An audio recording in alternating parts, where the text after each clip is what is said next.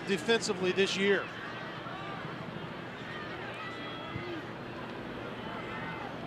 Now Johnson talking to Hill in the backfield. Kenny Hill will throw. He wants the long ball. Single coverage toward the end zone. So hand fighting. And this is caught in the end zone and intercepted. Picked off by Texas Tech.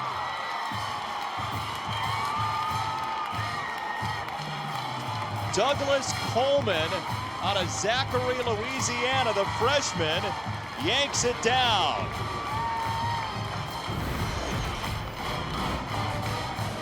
So Texas Tech started with an offensive turnover and now has a big takeaway in this second half. Tie game.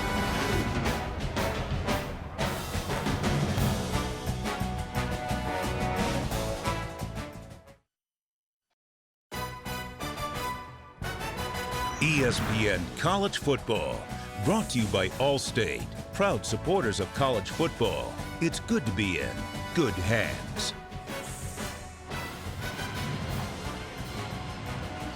Founders Club Suites at Amon Carter Stadium consist of 6 total suites, each one individually sold for just $15 million and catered by our guy, the chef, John Bunnell. John Bunnell has it going on. I'm going to tell you that right now. I mean, the pregame spread here, quail, Black Forest cake, and they're going to look at that last play, that interception in the end zone by Coleman for Texas Tech.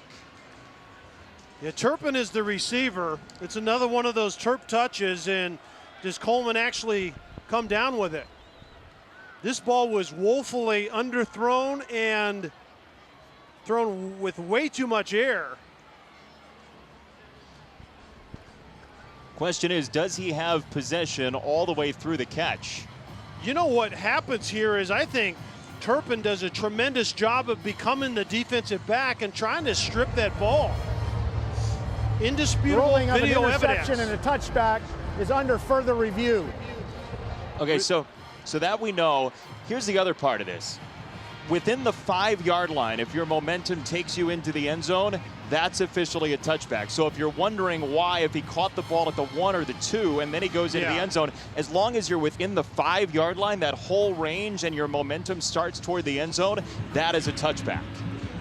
Yeah, that's a really good point.